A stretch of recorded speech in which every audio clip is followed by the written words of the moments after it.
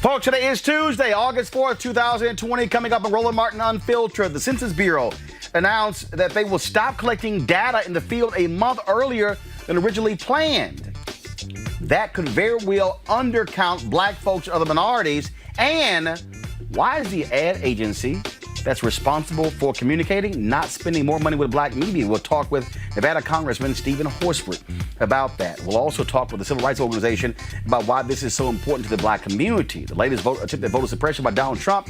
He's trying to stop mail-in voting, but now he's flipped when it comes to mail-in voting in Florida. And then now he's trying to say that, it's going to be legal voting in Nevada. Folks, they're lying, and we'll expose their lies. Speaking of Donald Trump, he gives an interview with Axios where he throws more shade on Congressman John Lewis, his life, his career. And this idiot actually said he has done more for African Americans than any other president. I'm about to have a little fun with that lie. A new poll shows that Senator Kamala Harris is the public's choice to be Joe Biden's vice president. And former NFL wide receiver Trent Shelton joins us to talk about his new book, Straight Up. And you'll meet the founder of a tech company that teaches young girls to code. Plus, we'll talk about COVID-19. The governor of Mississippi all of a sudden says, yeah, we should wear masks.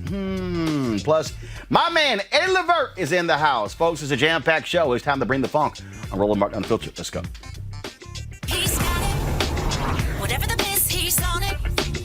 Whatever it is, he's got the scoop, the fact, the find. And when it breaks, he's right on time and it's rolling. Best believe he's knowing. Putting it down from sports to news to politics. With entertainment just for kicks, he's rolling. It's on go, y'all. It's Roland Martin, Rolling with Roland now. He's funk, he's fresh, he's real, the best, you know he's Roland Martin now.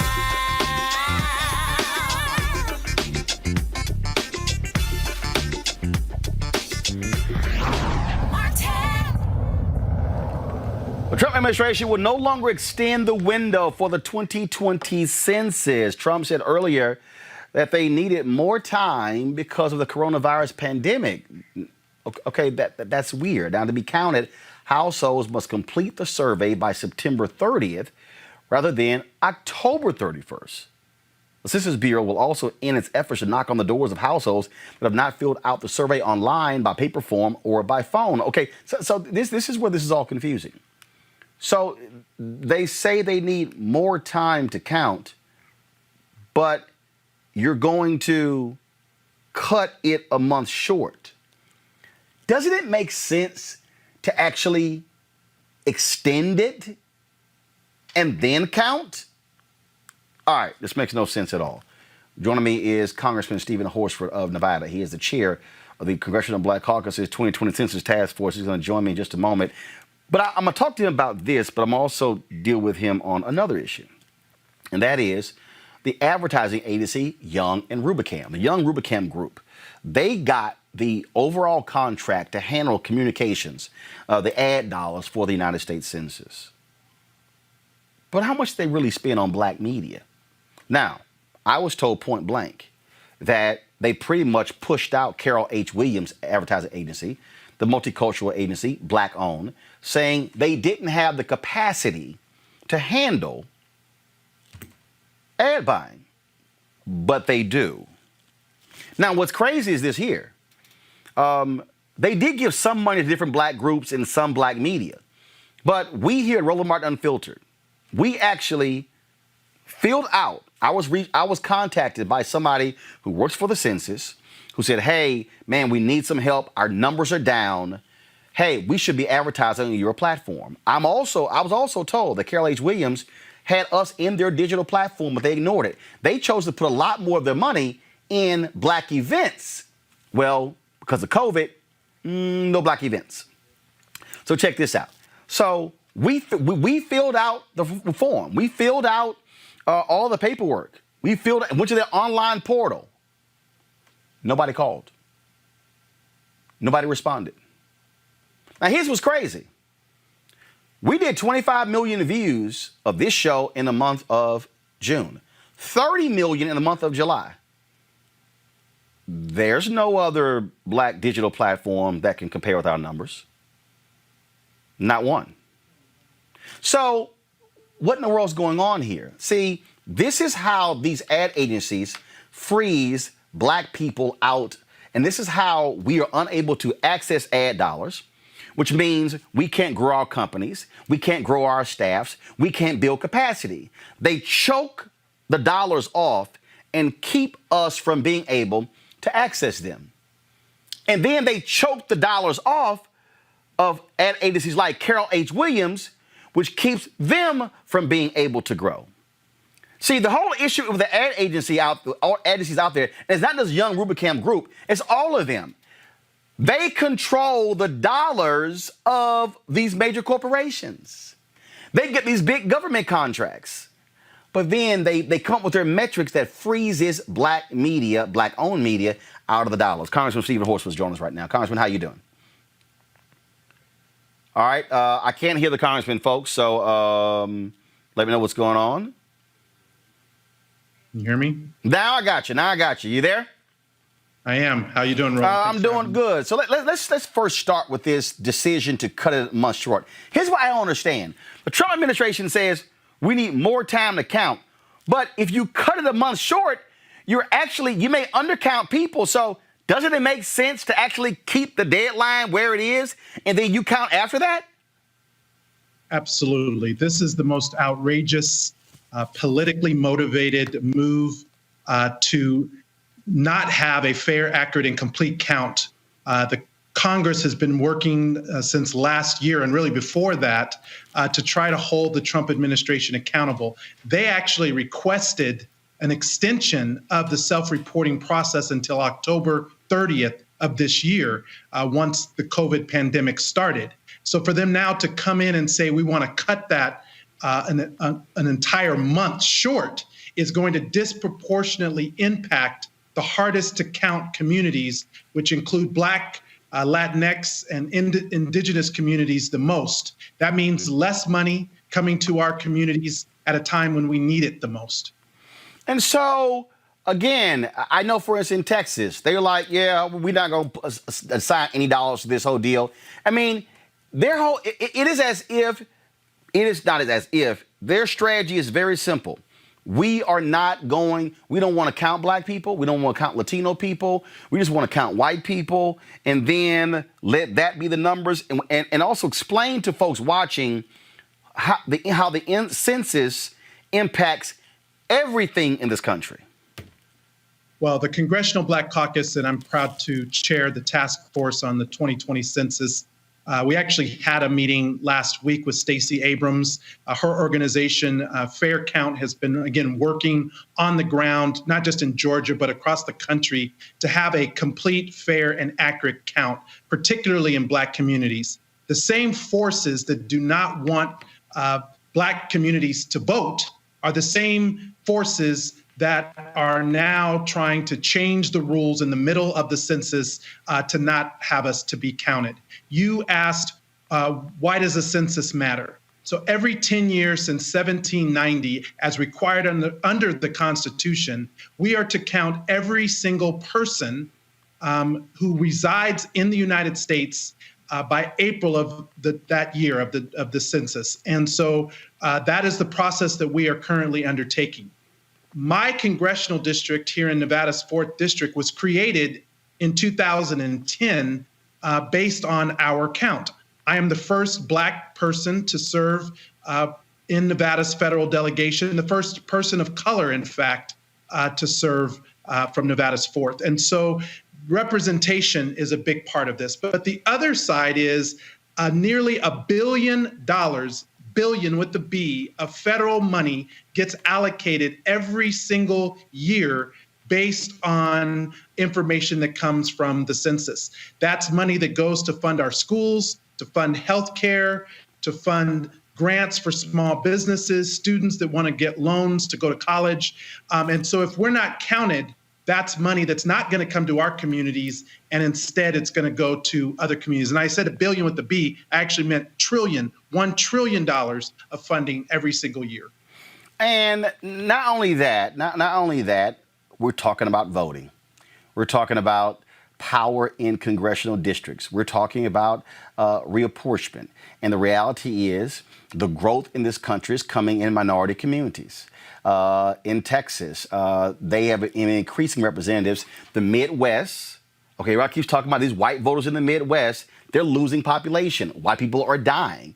And so Pennsylvania, Wisconsin, Ohio, they stand to lose seats in Congress over the next decade because of the growth in the South and the Southwest. That's also what they're trying to hold on to.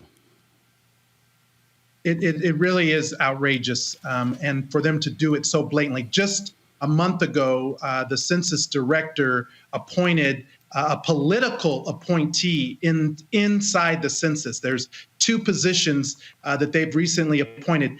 Never before have we had political appointees now making decisions about how the census is supposed to be run.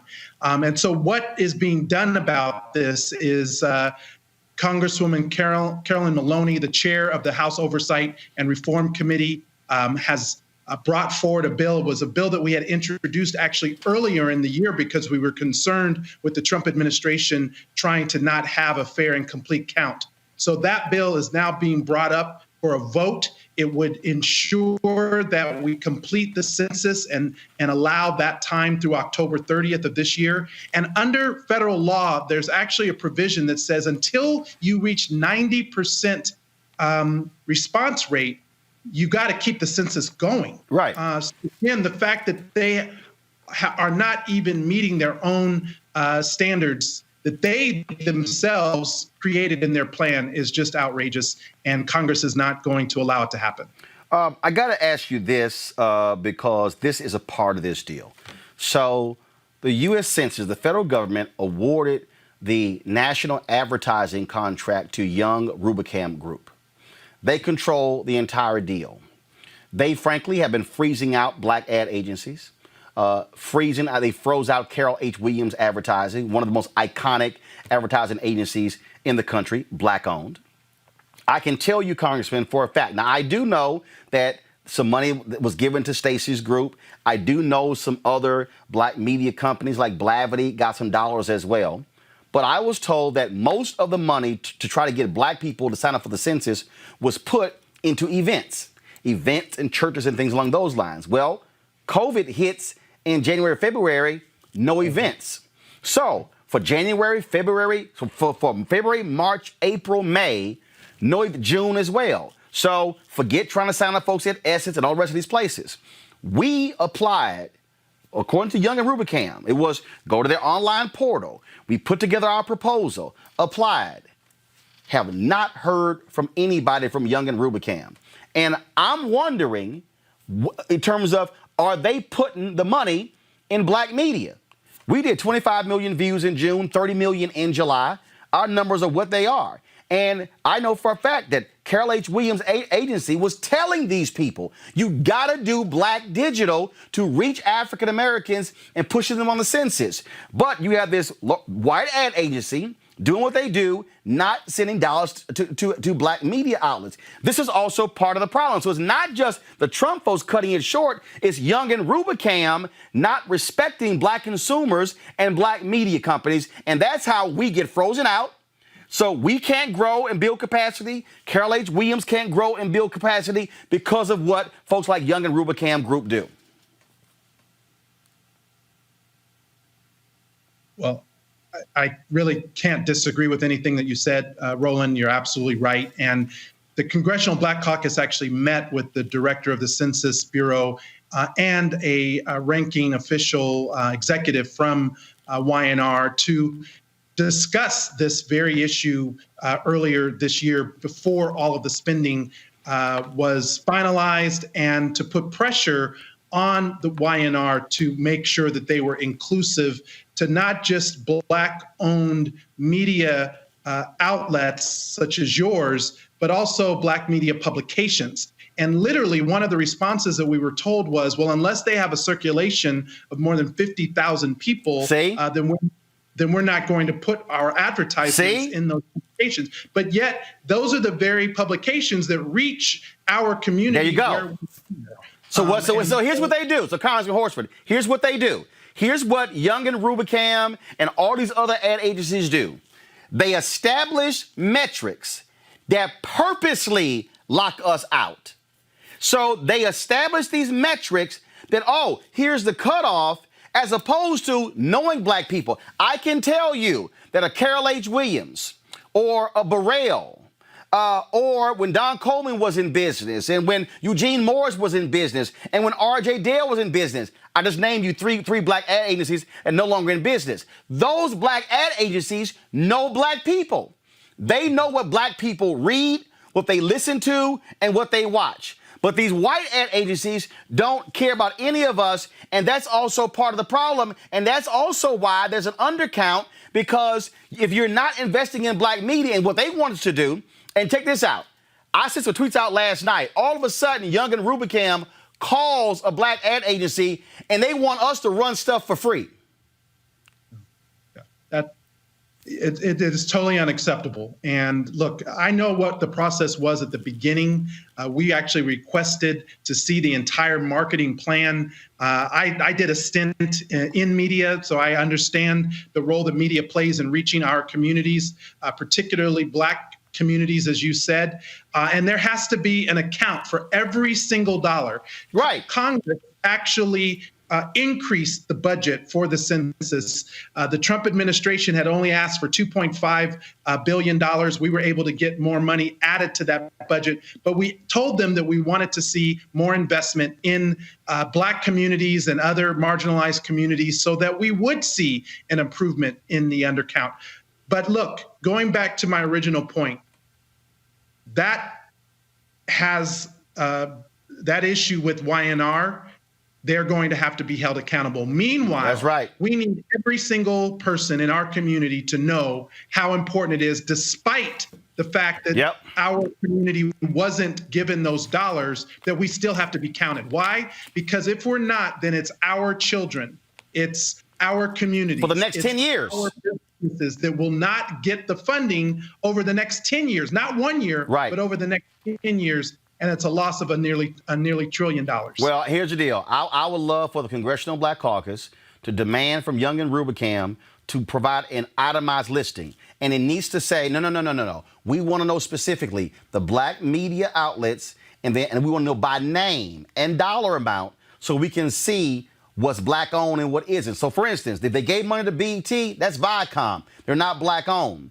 But it needs to be an itemized listing and then a bottom number to say, okay, here was your total budget. This is how much you spent on black media and then everybody else. I guarantee you there's going to be a wide discrepancy there. And that is one of the problems that we have. And so you're absolutely right. We should be signing up. It is our money, but this is how systemic racism works when these agencies, these white ad agencies, freeze us out. So they freeze out the black ad agency like Carol H. Williams. They freeze out the black media companies like this show. And then they go, well, what are y'all talking about when it comes to wealth building and wealth creation and inequality? Well, that's how the CNNs of the world become multi-billion-dollar companies and black media is withering on the vine. Final comment, Congressman.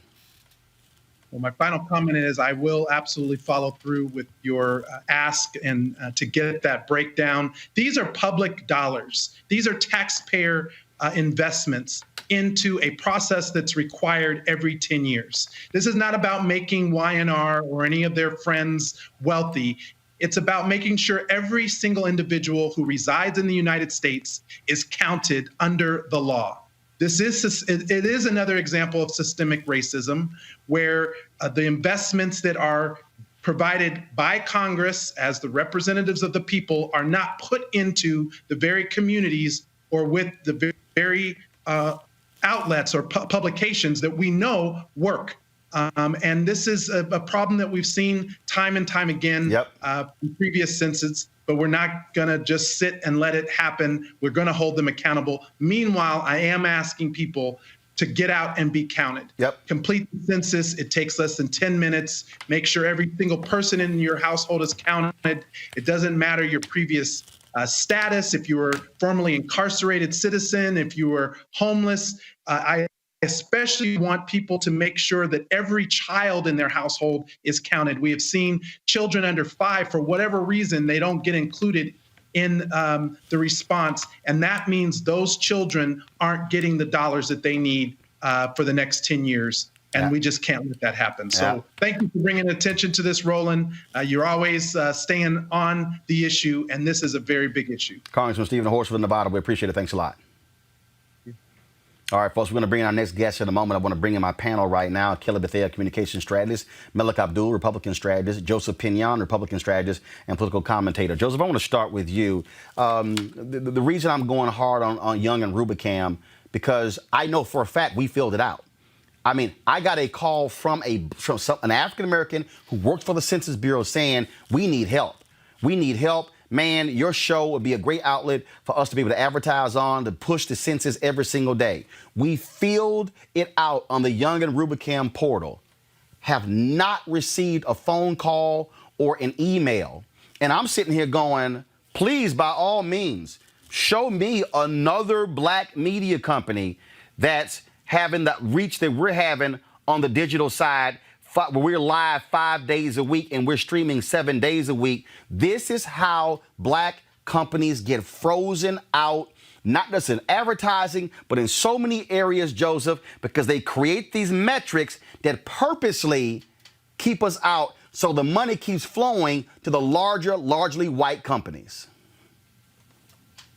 Well, look, I think you're right to bring up the fact that this is bigger than a media issue, even though obviously when it comes to black and brown communities, the media issue is where it impacts us the most. You're talking about the fact that when you have people bidding on contracts for providing services for states, providing services for cities and municipalities, black companies inevitably face some of those same barriers. And so I think that we need to start exploring things such as blind bids that can actually provide greater latitude for the work to speak for itself. Because if perhaps someone wasn't looking at the fact that, oh, those 25 million views came from Roland Martin Unfiltered, and was just simply looking for a place to find 25 million eyeballs, then it might be a larger capacity there for you to be able to get those bids, for more black businesses to be able to get their foot in the doors that have inevitably been shut in our faces, because of the fact that the dirtiest secret in all of this is that there are people who sit in rooms that we don't talk about, who don't want to see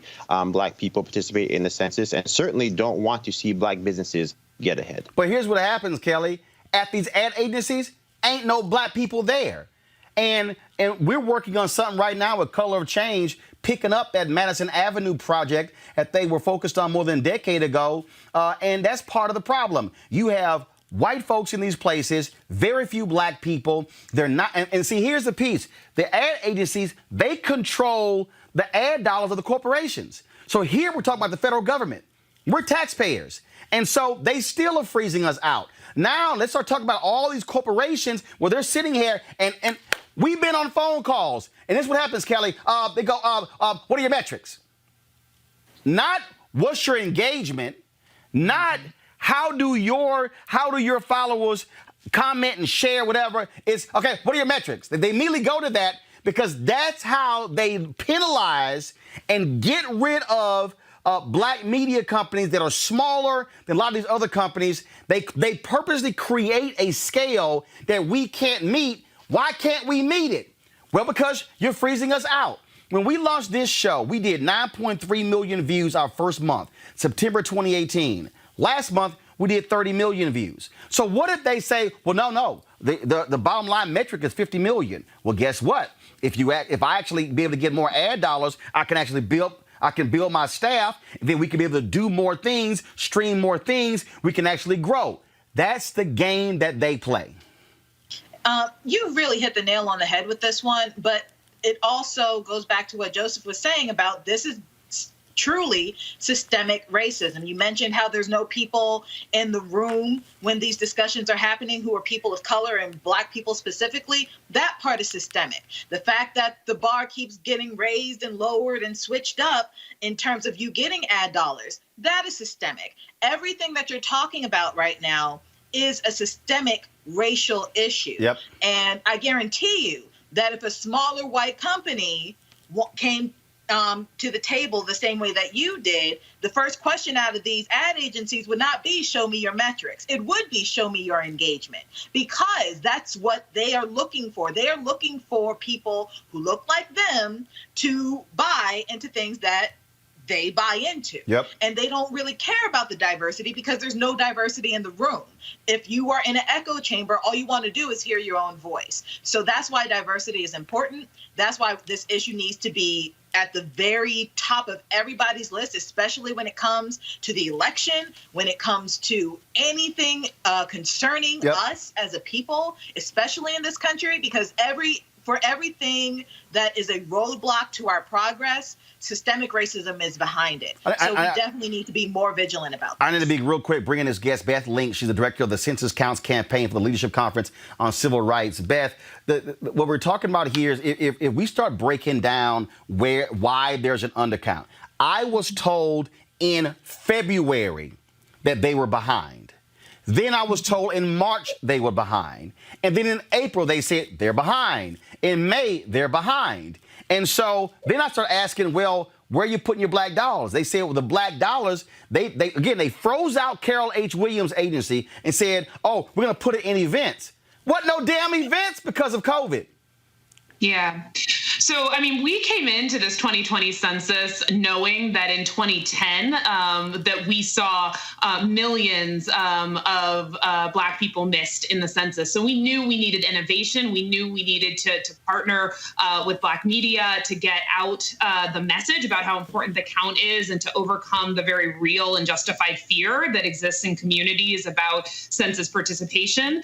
And so it is disappointing. And at the Leadership Conference and the Census Counts campaign, which I lead at the Leadership Conference Education Fund, has been kind of raising the alarm that partnerships with trusted media sources like your show, partnerships on the ground, both online and off, were going to be incredibly critical to get out the count and to educate people about why the census is so critical. And here's the deal. Somebody might be watching saying, Roland, all you saying is you need some money. You damn right. I want Black magazines. I want Black radio. I want Black websites. I want Black podcasts. I want Black media to get dollars. And this is how they freeze us out. And again, if you freeze us out of the ad dollars, which means that we can't sit here and talk it up, but they want us to do it for free. Then we get hurt as Black people because we're undercounted, which means billions of dollars that are supposed to go to Black communities don't come to Black community because the census determines roads, bridges, airports, public transportation, congressional delegations. Healthcare. It determines how funding is spent from the federal government for the next decade, which means a Black kid that is 12 today, and their family gets undercounted, they won't be able to fully participate until that child's 22 years old. Right. I mean, so you're spot on. I mean, the census at its core is about money and power. It is about the distribution of $1.5 trillion every single year in healthcare, education, infrastructure that go to communities. It's about the distribution of political power, the number of seats in Congress every state receives. And it's also, as a civil rights advocate and as working with civil rights advocates day in and day out, census data is a critical tool that we use for change to defend civil rights legislation and also to advocate for future legislation that protect and help build our communities. The other thing that I think is really important for folks to know is that we're living within a pandemic and a pandemic and a pandemic. We're seeing the Black community being under assault by COVID-19 and our health and our bodies being attacked. We're seeing our bodies and our safety under assault by attacks by the police and police brutality. And then we're seeing our democracy under attack by having efforts by the Trump administration to try and strip our right to participate in the 2020 census and our right and our ability and access to the vote. So it is incredibly critical that anyone who's listening certainly ensures that individually we all participate in the census, but also that we are using all of our platforms to educate and let everyone know how easy it is to participate in the census, and that when folks are trying this hard to deprive us of our right to participate in the census and get that money and power to our communities, we have a duty and a real opportunity to fight back by participating and encouraging everyone to do the same. All right, Beth, we certainly appreciate it. Again, Beth Link, director of the Census Counts campaign for the Leadership Conference on Civil and Human Rights. Thank you so very much. Yeah, absolutely. Thank you. Melik, I'll go to you. First of all, does it make sense to say we need more time and you cut the count a month short? That just makes no sense at all. You should want to count more people. And unfortunately, what we have seen is, like I know for a fact in Texas, you have Republicans who have not really been helping with this. It's like there's this design to undercount Americans. Well, I can't agree that it's a design to undercount, because we do know that they did extend the deadline initially, as you said, until the end of October. But now they pushed it back. They pushed it forward by a month. From what I've actually learned about this is that there are a lot of this is actually tied to redistricting. And when those deadlines are, so there are certain states that require deadlines to that data collection to be received by the census year. There's others that require it by the actual publication of the census itself. Next year, Virginia and New Jersey have general elections. So their deadlines, as far as their redistricting, that they have to go through in New Jersey and Virginia, neither one of those are red states. The rationale behind it seems to be that this is in reference to data collection, but I would also add to that this is not something that's limited to red states. California, if this is actually pushed back as far as that data collection, California will be coming up against. I think there will be Delaware. There are several states that will be affected by this, and from the administration's perspective, what they're looking at is saying that we're trying to get the data collection. So as you said, when you initially introduced this is in reference to the field operation, but not the digital operation. But I did want to also comment on the story, what you were talking about with the media dollars, black media dollars.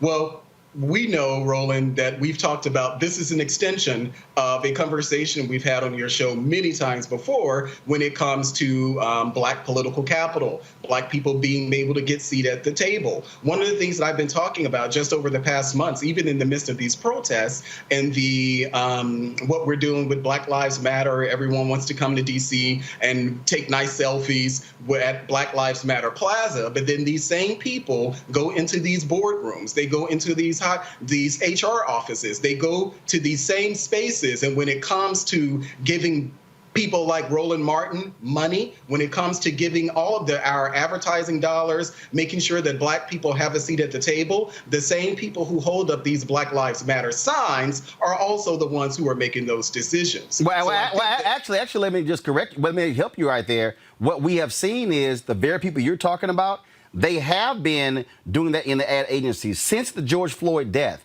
And we actually had the brother who was on the show, D. Bennett.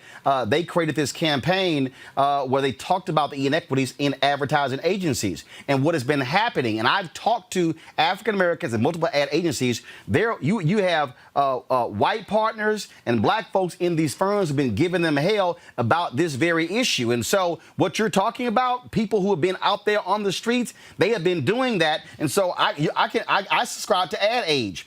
And all of a sudden, Omnicom had to release their numbers because they got pressure internally from their white and black employees to release their numbers. I think it was another group, ICM, I think, I'll pull it up, where they had to release their numbers as well. And so this thing has been happening, and that's why I'm working with Bennett and the others on this particular group, and I'll actually get the name of it in a second, because we are specifically going after these ad agencies. We're talking about the companies that control all of the spending capital of these corporations, and they deliberately are ignoring and shorting black media companies to the tune of billions, and now it's time for that reckoning. Oh, I agree with that. I don't think we're saying dissimilar things at all. My point is that this is something that we've talked about. You're talking about opportunity, black people having opportunity in any arena. This is something that we've talked about on your show many times before. Yes, there has been a movement post George Floyd of trying to get some of, raising this awareness, and you're having people make pushes for these boardrooms, for these decisions to be made in favor where actually black people are benefiting. But my point is that we've had this discussion many times before, even during the protests with Colin Kaepernick. Well, we saw that we had a similar conversation about, what's happening in the front offices of these places. The same thing that we had after, I think they're going to start with the Black National Anthem before the national anthem. Yeah, but those type of things are great symbolically. Right, but this is about money. In the boardrooms making those decisions, it really doesn't matter. So we need to continue to push these companies, continue to push our white allies to join us in this effort, and not just gaslight us talking about Black Lives Matter, Robert, when behind the scenes they're not doing anything to ensure that Black Lives Matter. Robert, this is one of the groups called 600 and Rising. Here we go to my iPad. And so what they've been doing is they have been specifically targeting folks who work in the ad agencies. They've gotten lots of pickup there. That's what they do. And Robert, on this point again, and I need people to, I'm sorry, Joseph, my apologies. I need people to understand what's going on here. I need them to understand that the reason black media companies are so small, because you depend on advertising. And when they starve you of those dollars, then you can't get it. One of the things that I'm just going to give you an example, Joseph, of something that happened. So we talked to a major corporation, and they said, we know Roland, we love Roland, we know his audience, we know he connects with his audience, we want to do a deal with Roland. So then they said, and he talked to their agency. Now, we said, hey, we ain't trying to deal with no agency bullshit. That's what we said, because we know what we're going to get. We've been down. This ain't our first rodeo. We call the agency.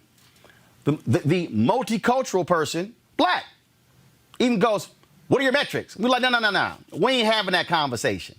We've already talked to the client. The client said we want to do the deal. So we said, no, why don't you call the client, then y'all call us back. And then they start trying to toss out other stuff out there.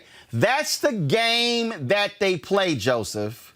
That's how they freeze us out. And that's why this is my 13th black media experience. I have seen this in black newspapers, in black radio, black websites, in every form of black media, black magazine, you name it. This is how they do us, and this is where we got to say no. And I have people who tell me, Roland, you shouldn't call out Young and Rubicam because you ain't going to get no business. I ain't getting no damn business right now.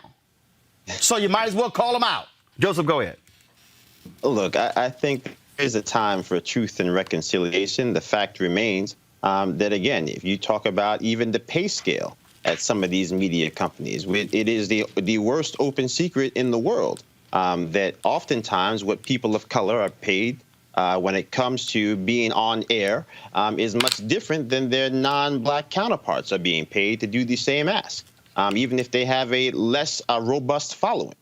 So I think at the end of the day, what we're really talking about, and I think even to Malik's point, is that you have to have an actual plan to make sure that there are people that look like us in the room. Even we're talking about, what was it? One of the founders of Refinery 29 had to resign over the fact that what they were saying on Instagram was not consistent with what was happening in their boardroom. But you know what? Joseph, here's the deal. When these ad agencies, here's my whole deal. Other folks can say, I need somebody in the room. What I'm saying is, damn it, give the money to the Carol H. Williams.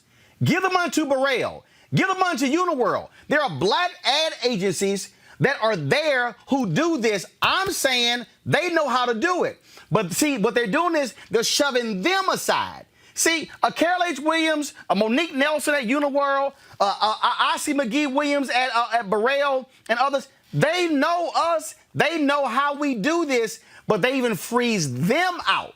That's what makes it worse. They freeze the black ad agency and the black media out. Yeah, but that would require them to give up control of the dollars, because there you go. Dollars is how you actually control the industry. And so, again, you end up with basically two paths. You end up with an agency that tries to say, hey, tell us how you do this. And then they try to do it themselves, and inevitably they end up doing it poorly. Or the alternative is what you've been describing, which is, again, they set up these metrics knowing full well that the metrics that as they have been prescribed cannot be met by the most robust portion of black businesses who are specifically sped up to target our communities. And so, again, the money goes to a BET, even though a BET is no longer a black-owned business, but it is a business that serves black people, right? The money that gets spent on an advertisement budget for an organization like McDonald's goes to organizations that are not black-owned, but obviously a robust portion of the audience for McDonald's is African-American, which is why the people in the commercials are African-American. So, which is why, for me, I want to see the list. I want to see who black targeted got money and who black owned got money, because I want to see that breakdown. I want to see that breakdown. Let's go to our next story, folks. That is Donald Trump continues his just stupidity when it comes to this issue of mail-in voting, saying, oh, my God, mail-in voting is dangerous and it could take 2 months to see the results of the November presidential elections. Now, y'all, did y'all see the tweet he sent out today? Now all of a sudden, no, in Florida, they're doing a great job. And so now absentee and mail-in, all is okay. I'll pull the tweet up in just a second. But listen to Mercedes Schlapp, who has just completely lost all of her credibility working for Donald Trump. Listen to this nonsense Mercedes said today with Breonna Keeler on CNN. Are you okay? If everyone's you just said Mercedes. Okay If you just said that everybody. You were just stating that a priority should be for people to practice their rights as Americans and vote. And look, if they're registered voters, that is their right. So then why are you talking? Why are you villainizing mail-in voting, which would give people the ability to practice their right as an American and vote? I'm going to ask you again. Do you think it's okay after November 3rd to be able to cast a ballot 3 days after or 7 days after the election? November 3rd. Mercedes, vote. Yes or you're saying that voter fraud is a thing, and I'm telling you that it's not, and you're muddying the waters. And I also wonder, don't you worry that that's going to actually hurt you? I mean, isn't that to the point why the president has said when it comes? Okay, they have left thousands Mercedes, of votes. I'm asking. I'm just going. Mercedes, I can go. Mercedes, we can go have this is this is just pointless. Okay, this is pointless. I get it. You're just saying a bunch of crap. Okay, you're saying a bunch of crap. Can I tell you what? No. Let me tell you. We're talking about voting in a pandemic. We're talking. All of a sudden, okay. You don't let them have a conversation with them. We're talking about voting in a pandemic. Okay. We're talking about people trying to. Can you listen, Mercedes? I need you to listen to me. Okay? Let's focus and have a serious conversation here. We're talking about voting in a pandemic and giving people the ability to vote if they are a registered voter. And you seem to be talking about putting obstacles in their way to that. Absolutely not. I am asking you a question that do you believe that a person should be able to vote after the election day? Meaning, can you cast a ballot 3 days following the election? We'll have to continue. That's a valid question. That's what they're doing in Nevada, and that is unacceptable.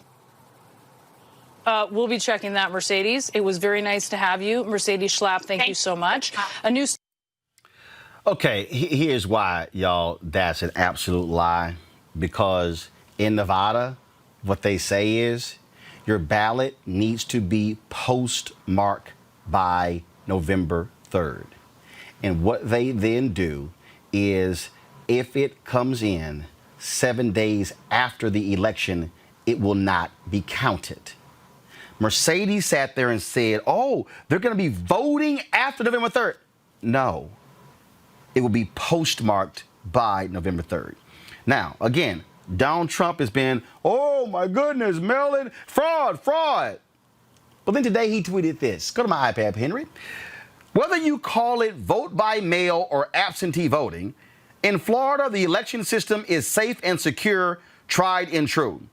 Florida's voting system has been cleaned up. We defeated Democrats' attempts at change. So in Florida, I encourage all to request a ballot and vote by mail. Why all of a sudden is he saying that? Because the governor of Florida and Republicans in Florida have said, hey, idiot, your own people are now not requesting ballots because you said it was unsafe. Republicans have long maintained an advantage in absentee voting by mail.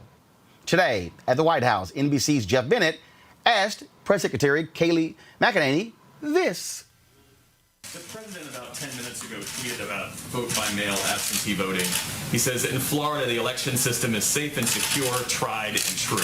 What, in his view, changed? Was he advised by Republicans that he was potentially suppressing his own vote by stoking unfounded fears about mail-in voting? And will he admit now what is the fact that voting across the country by mail is safe and secure and tried and true?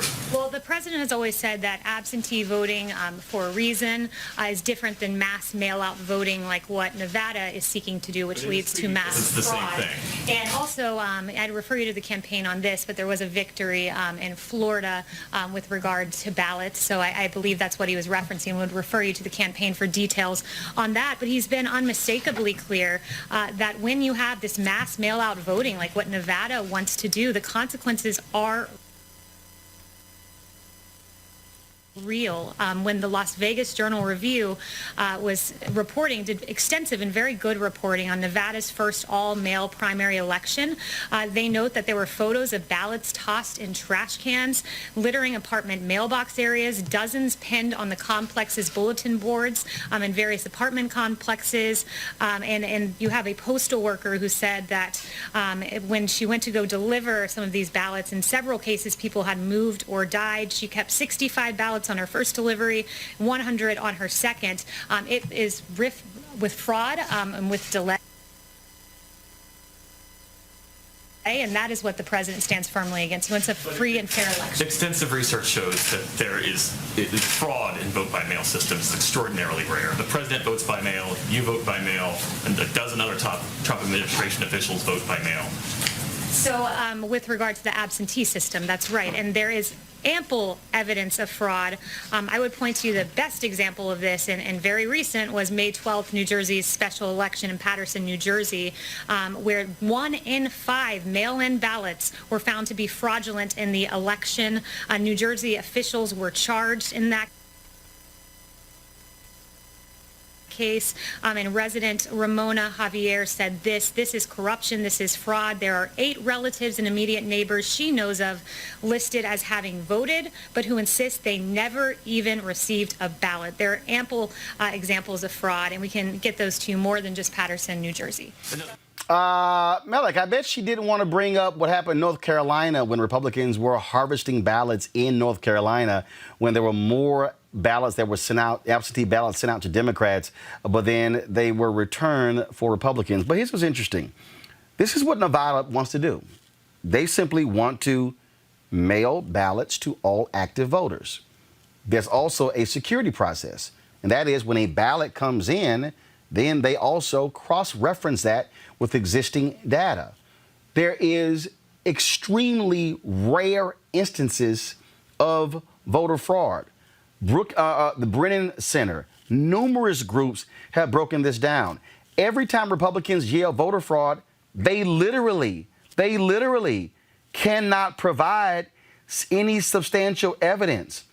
But now all of a sudden, Donald Trump, who you support, now says, oh, it's good in Florida, but it's not good in Nevada.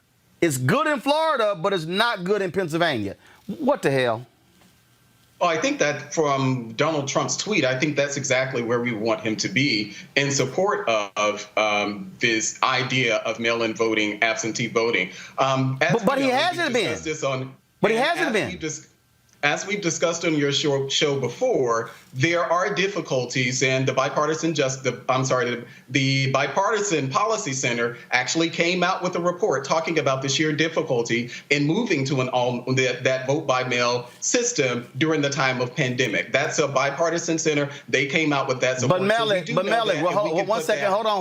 Melek, 1 second. Right there. Melek, 1 second. Hold on. Melek, 1 second. Hold up. We're not moving to a completely mail-in process. There is still going to be in-person voting. 1 second. So this is not like Washington State where they actually have a complete mail-in process. So this is simply mailing it out. If a person determines that they don't want to vote in person to protect themselves, they can avail themselves to do so. And so, but this is not moving to a complete mail-in voting process.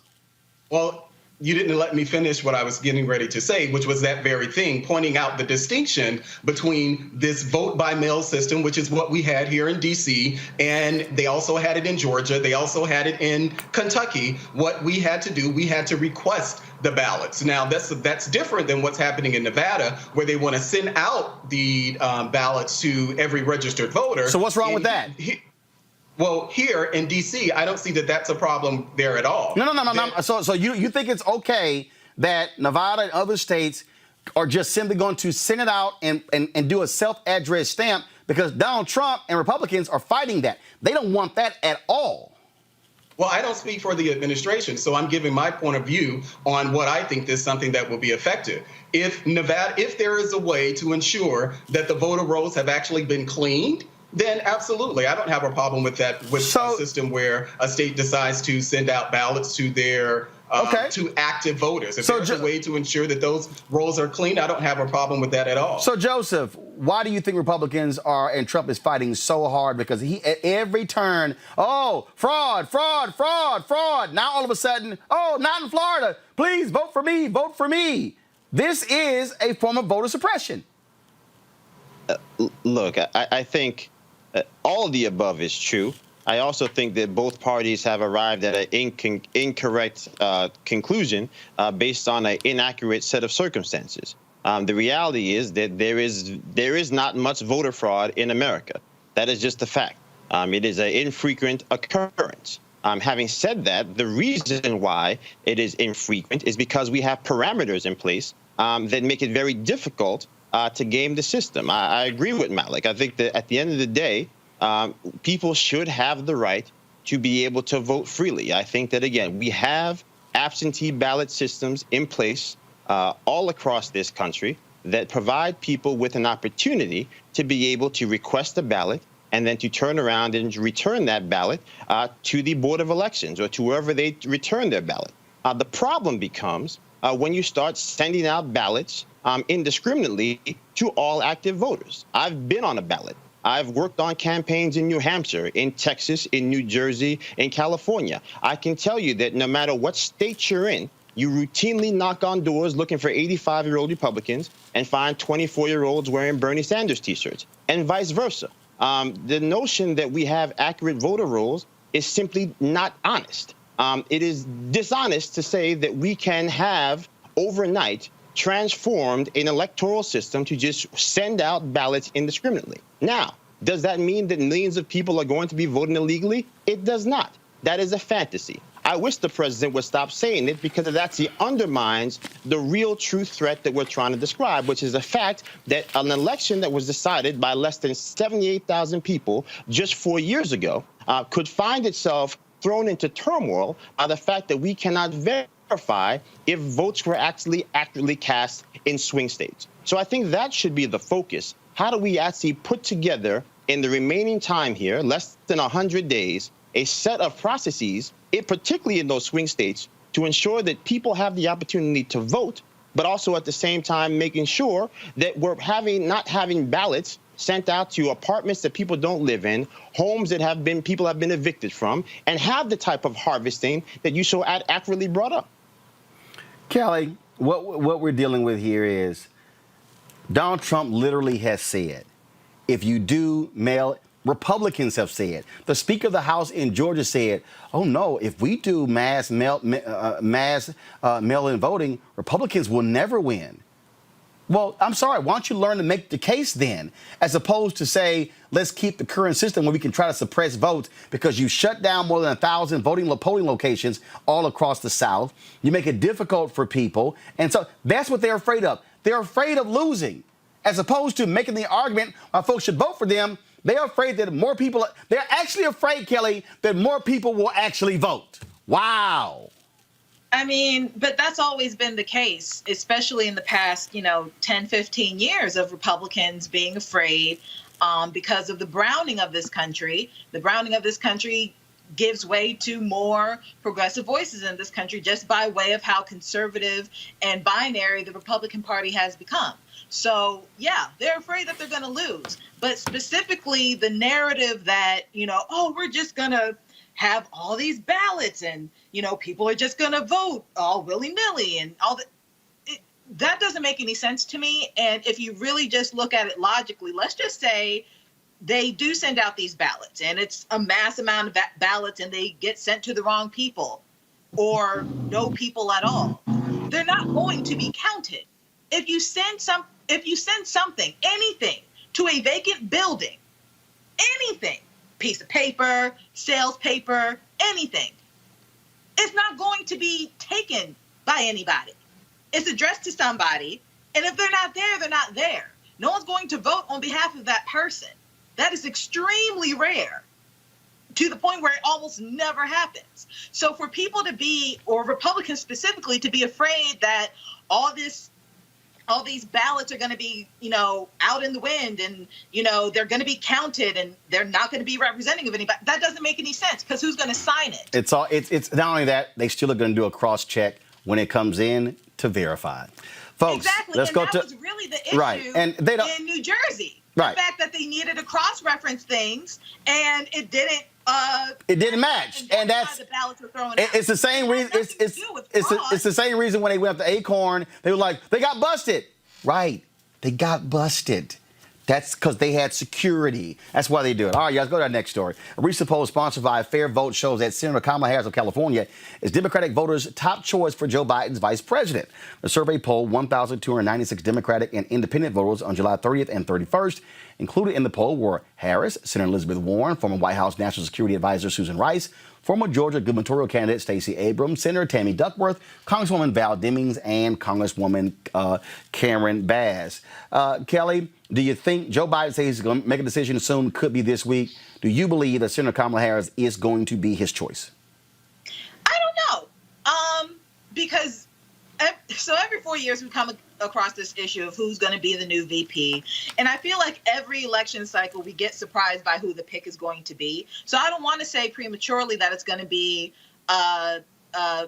Senator Harris when it very well could not be. I believe a couple months ago now, when we were having this same discussion, I personally wanted Val Demings for a multitude of reasons.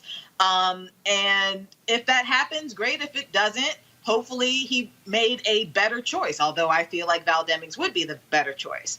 But to answer your question directly, I'm not sure.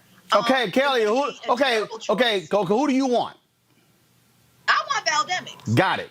Mellet, do you think it's going to be Senator Kamala Harris? It's really hard to say. If you had asked me this probably about a couple of weeks ago, I would have said yes. I'm asking you now.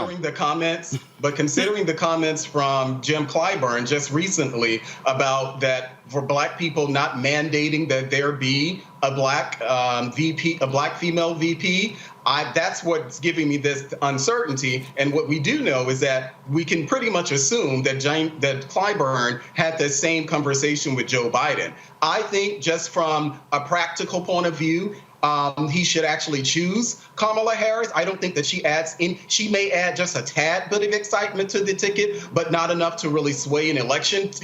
Typically, vice presidents add certain elements to the ticket that the person at the top of the ticket do not have. So you had Joe Biden with Barack Obama. You have Mike Pence now with Donald Trump. I'm not sure what element Kamala Harris adds to a Joe Biden ticket outside of filling the Black female role. You can say that for Susan Rice. She's had the positions. She's had these executive positions within the federal government. And so if you're looking for someone to step in on day one, if something happened and she ended up being the president of the United States, I could definitely see Susan Rice makes more sense from that perspective, but she doesn't add foreign policy, domestic policy. She doesn't add that to Joe Biden's ticket. So I kind of agree with Kelly. It's really a hard call. I don't see how he could not choose the former attorney general of the largest state. Sure, he's going to get California anyway, but I don't see how he does not choose Kamala Harris as the former attorney general of the nation's largest state,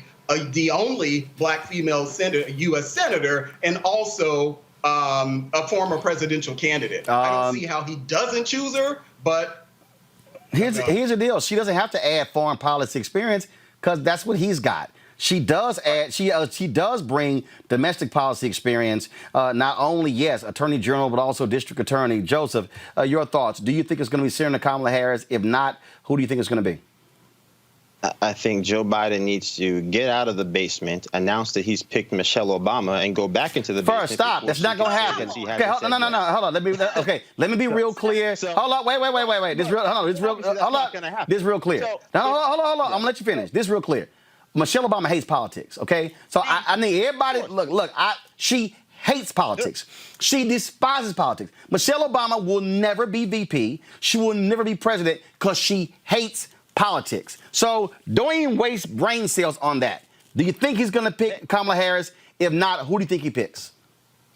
Well, I mean, I think the sensible thing for him to do would be to pick Governor Whitmer or to even pick Amy Klobuchar, as much as people are going to, How is that sensible? Because of obviously the aftermath of George Floyd. That would be the sensible thing to do. How? Because the reality is that people are so obsessed with trying to reinvigorate the Obama coalition. Respectfully, Kamala Harris does not do that. Wait, hold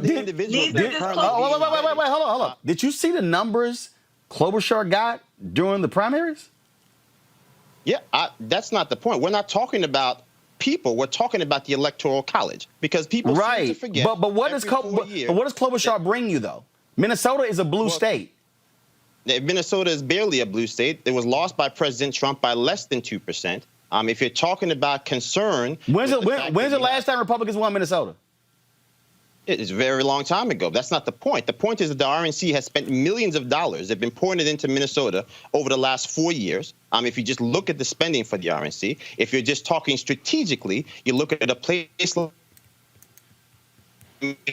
where a guy can turn around and flip Michigan and flip Pennsylvania and flip Wisconsin. This election is over. So again, from a strategic standpoint, I think it would behoove him to pick somebody who can lock in that blue collar. Wait, one second. But I thought the reason they were touting Biden as the nominee because he could pick up those white voters. So why do you need another white woman to pick up the white voters that Biden was supposed to pick up? And in fact, Henry, go to my iPad, please. These are the poll averages in the state of Minnesota.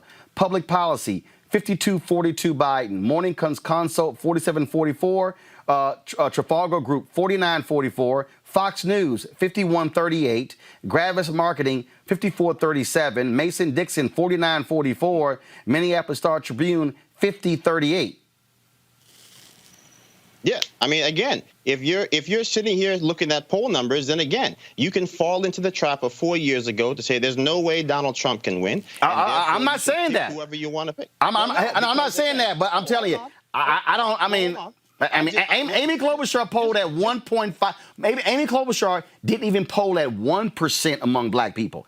Not even one. And Joe Biden and Joe Biden was barely polling anything when he ran in 2008, and yet he made a magnificent pick for vice president. So we're not talking about who needs to be at the top of the ballot. We're talking about I know that, but what type of voters do you need to lock in? And when you're talking about winning this election in November. And I think that the things that Democrats should be focused on is making sure that they do claw back as many of those people who went from Obama to Trump. That is a very big part of the reason why President Trump was able to get elected in 2016. They should have a laser-like focus on that because, again, as I said before, tongue-in-cheek, unless they're planning on putting Michelle on the ballot, which is not going to happen, then trying to basically put a brown face at the bottom of the ticket for the purposes of trying to raise the enthusiasm gap is not going to be the smartest way to make sure that they're victorious in November. Klobuchar would be smarter. Here's the deal. Here's what you're looking at right here. I also said the Governor Whitmer, but I think the reality is if you're first of all, Whitmer is not even on the list. She's not on the short list. No. She's on the short list. I thought he should pick. Right, no. But first of all, if they're not even on the short list, it's a waste of conversation saying pick them because clearly they didn't make the cut. So the bottom line is here: we know who's made the cut. The thing here, so we know that. We know Harris has made the cut. Warren has made the cut. Duckworth has made the cut. Bass has made the cut. Demings has made the cut. Out of those five, who do you think he's going to pick out of those five? I mean, give me one name. When push comes to shove, he'll pick Harris because for no other reason He's got to pick somebody that I think realistically can run in 4 years, because I think it's quite obvious he will not be able to run in 4 years. All right, so folks. I think that's what has to happen. I got it. All right, folks, here's the deal. Axios, Jonathan Swan does an interview with Donald Trump. Oh, my God. This is really one of the dumbest interviews you've ever seen in your life. If you want to know how stupid Trump is, just watch this interview. But he asked him specifically about Congressman John Lewis. Listen to this idiot. John Lewis is lying in state in the U.S. Capitol. How do you think history will remember John Lewis? I don't know. I really don't know. I don't know. I don't know John Lewis. He chose not to come to my inauguration. He chose. I never met John Lewis, actually. I don't believe. Do you find him impressive? I can't say one way or the other. I find a lot of people impressive. I find many people not impressive. But no, but I didn't go. Do you find his story impressive? He didn't come to my inauguration. He didn't come to my State of the Union speeches. And that's okay. That's his right. And again, nobody has done more for black Americans than I have. I understand. He should have come. But I think he made a big mistake. But taking your relationship with him out of it, do you find his story impressive, what he's done for this country? He was a person that devoted a lot of energy and a lot of heart to civil rights, but there were many others also. There's a petition to rename the Edmund Pettus Bridge in Selma, Alabama as the John Lewis Bridge. Would you support that idea? I would have no objection to it if they'd like to do it. Yeah, that's a good idea. Would have no objection to it whatsoever. Okay.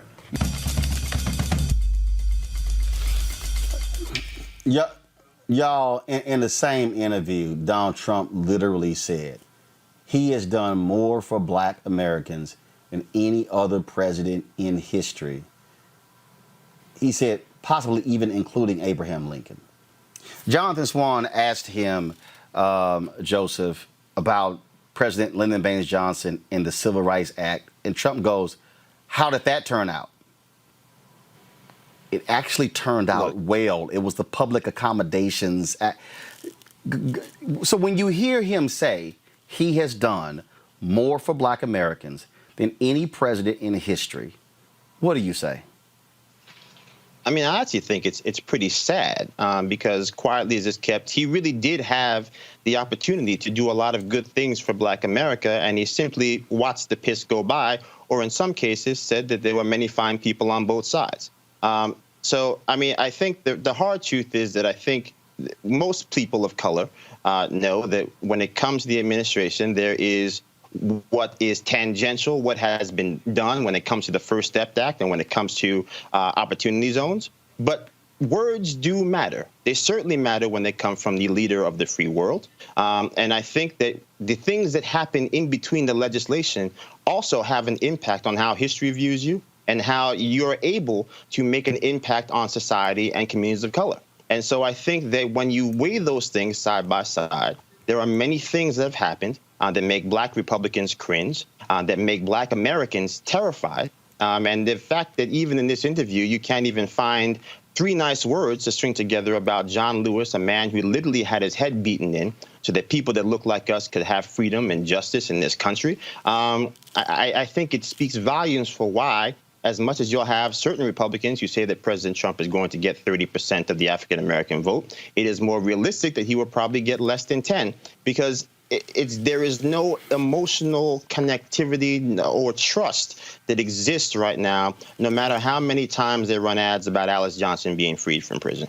Melik, I'm trying to understand something here. Here we go to my iPad.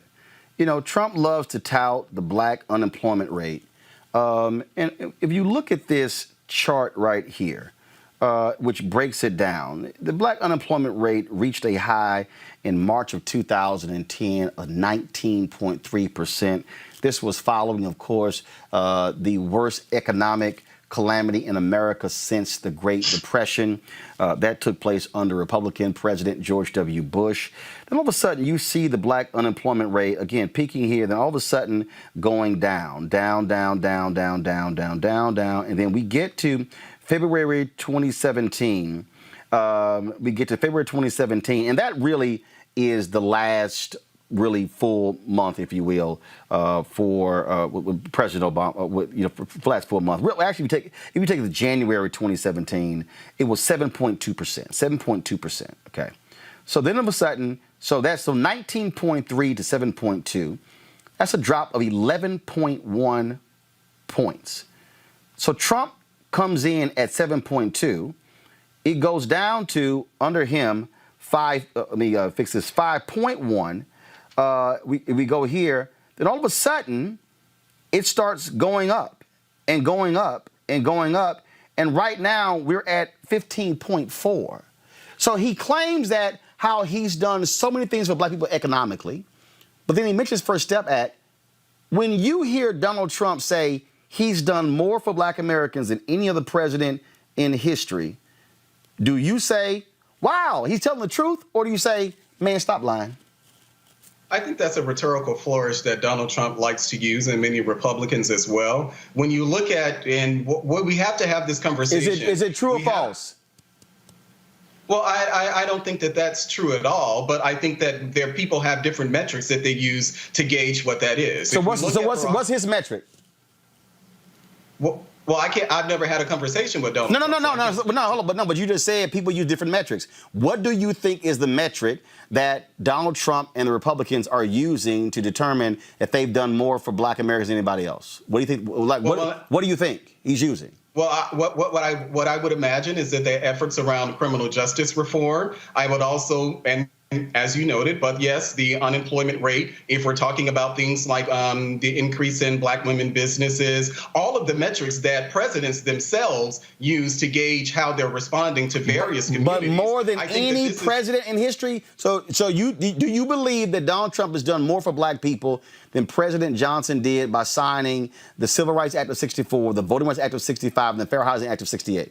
And also the creation of Head Start, the poverty programs, and all those initiatives. Do you think Trump has done more for black Americans than what LBJ did? Well, I don't think that, for me, I wouldn't frame it as a conversation as any president doing more, because I think he did. But he said that. So I'm asking you. Yeah. I mean, even when Jonathan Swan asked him about President Johnson, Trump said yes.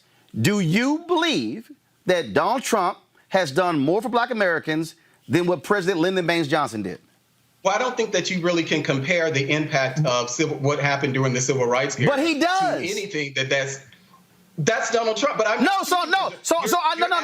I'm asking you to give me an actual answer. Do you believe?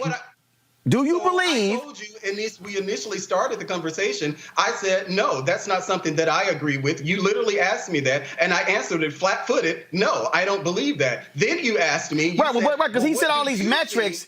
He said all these metrics, and I'm not trying to understand what the metrics are. Because, I mean, if you look at the metrics. And so what your question it's like two of them. Well, Malik, what do you think that Republicans of Donald Trump are talking about? You're not asking me what I think. You're asking me to think what Republicans and Donald Trump think. Aren't you? Hold up. Aren't you a Republican? Aren't you a Republican? Aren't you a Republican? To answer your question again, no, I don't think Melik, are you a Republican? Has been more impactful than Lyndon Baines Johnson. No, I do not believe that. But you don't have anyone on the show who's pushing that. This is an argument, I guess, that you want to have. No. Actually, no, it's not an argument I want to have. The answer is no. I'll say it again. No. I just find it interesting. I don't believe it. I just find it interesting, Kelly, to listen to this dude throw this out. I had to smack Herschel Walker's son the other day on Twitter, who said that Donald Trump has provided more job opportunities for minorities than any other president in history, and that's just a flat-out lie. And again, these are the lies they toss out, and he tosses this stuff out. He's just lying. Kelly? I mean, but he's been doing that for the past 5 years now, and I don't anticipate that changing anytime soon. When he talks about the things that he has done for black people and people of color, with the exception of giving HBCUs money that they already deserve and letting people out of prison that weren't supposed to be there in the first place, I struggle to find a point of agreement that he's done anything for this black person specifically, let alone the rest of my people. So I don't really take what he says seriously anymore. I used to back in 2016 when, being the president actually had weight in this country. But now it is really a president who cried wolf every single day. And then not only is he crying wolf, he's trying to prove that the wolf is there. He's not just crying about, he's like, look at this. Here's a wolf. And it's like, you know, Microsoft Publisher pieces of paper with big old chunks of pie graphs and bar charts that say absolutely nothing. So I don't take anything I don't take anything that our president says seriously, because I don't know if he takes himself seriously, truly, because nothing out of his mouth for the past 5 years has made sense in any context, let alone what he's done for Black people. Folks, can I just say, Joseph, go ahead. Joseph, wait 1 second, Malik. Malik, hold on. Joseph, then Malik. Joseph. Yeah, I mean, just quickly here. I mean, I think the reality is that I think what you're talking about, Roland, is true. But I think there is a little kernel of truth buried in what the president says, because of the simple fact that my entire adult life and parts of my youth, I mean, we sat here begging and pleading to have Black men and women released from prison for crimes they had no business being in prison for. And so the notion that we would actually basically ignore that piece of landmark legislation, I think, is disingenuous. We wouldn't ignore it from anybody else. First of all, wait, hold up. Factually correct. We've never ignored it on this show. Right. And what we also haven't ignored is that we haven't ignored that that Republicans blocked the legislation under Obama. And we also haven't ignored that initially, Trump only wanted to do prison reform. When the bill went from the House to the Senate, Dick Durbin and also Chuck Grassley, Harris, and Booker said, no. This ain't good enough.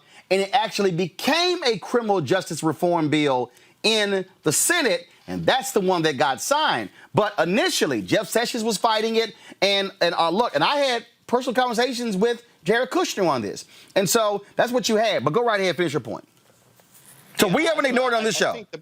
I think the crux of the matter is that the legislation got passed the same way every other legislation gets passed. You have amendments, that you have people that fight for additional things. But what ends up hurting this, and I think, again, what the real untold story is what could have been for the Trump administration. This is an individual who, whether you hate him or love him, has a certain level of clout with a robust portion of Americans that do not want to wrestle with the vestiges of our lesser angel.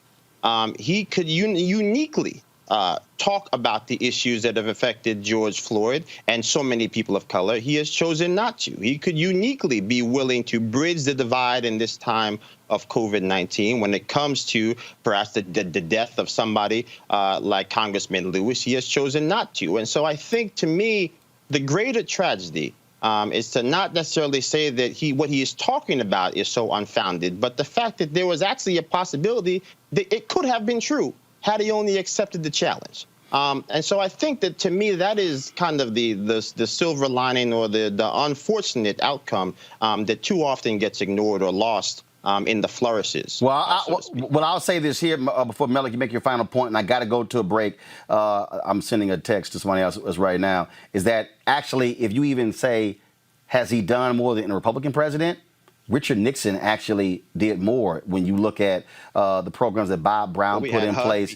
Oh, yeah, that's what I'm saying. I mean, the numbers don't lie. But, Malik, go ahead with the final point. Yeah, I just wanted to say that I think what we should all acknowledge is that there's a macro and a micro discussion when we're talking about things that impact the Black community. We know as a fact that the things that directly impact us happen on the local and state level. At the presidential level, they're more macro things. So they're things like health care, the Obamacare, or Trump's criminal justice reform bill. They're things that each president comes in and they maybe add new ideas for themselves, or they piggyback on things that the previous administration did. We saw that with Barack Obama and George Bush. We see that now with Donald Trump and Barack Obama. But Trump wants to drop the Affordable Care Act. I'm sorry? But Trump wants to drop the Affordable Care Act. I think the Republicans, and I was listening to the news, I think it was on yesterday, is that this was going to be a focus. I think that the Republicans... Malik, that's a lie. No, that's a lie. Trump, we ran an ad just the other day. Trump has been saying, Trump actually said 2 weeks ago he was going to sign a new health care plan by July. Just Monday in news conference, he says, oh, I'm going to sign it in 2 weeks. He lying. Mitch McConnell, Republicans came out and actually said there is no plan. We have not seen a plan. Nobody knows what the hell he's talking about. He's lying. Well, I'm thinking when I'm not just talking about Donald Trump, I'm talking about the Republican plan in general. There's no plan.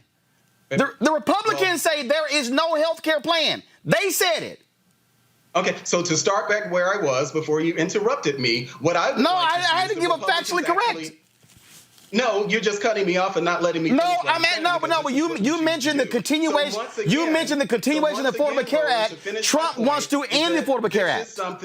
This is something that I would like Republicans to focus on. And I believe what I've heard over the last few days is this something that the Republican caucus itself is going to start focusing on, because they realize that in 2020, when Trump is reelected, that they're going to need something to give, whether Obamacare is totally gone or not, the Republicans are going to need a plan. And there are conversations what to do in 2021. I doubt very seriously that there will be a plan before November, but I do expect in the second term of Donald Trump, Republicans' hands will be forced where they would have to deal with the issue of health care. Let me help all of y'all out. Republicans took more than 50 votes to get rid of the Affordable Care Act. In that entire time, they kept promising they had a plan. They have none. Trump has been saying when he ran for office and in the last 3.5 years that he has a replacement for the Affordable Care Act. He has never presented one. There is none. And so here's the other deal, Malik. He ain't getting reelected. Got to go to a break. We'll be back. We'll talk Black Girls Code and talk to Eddie Levert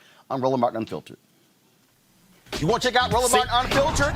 YouTube.com/Roland S. Martin. And subscribe to our YouTube channel. There's only one daily digital show out here that keeps it black and keep it real. It's Roland Martin Unfiltered. See that name right there?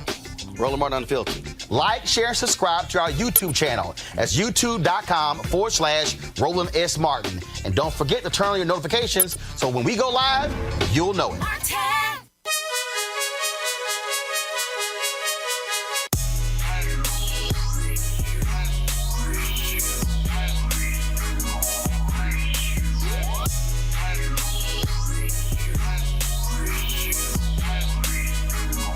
All right, folks, Ceek.com is a black-owned company. They make these virtual reality headsets here. You can utilize it with their content on Ceek.com. Mary Spio is a sister. She actually is the inventor of this, and so this is a great, I love the colors, black and gold, my frat colors, and also they have these great headphones, tremendous bass, 360-degree headphones, 4D as well. You can use this for gaming. You can attach a microphone to it.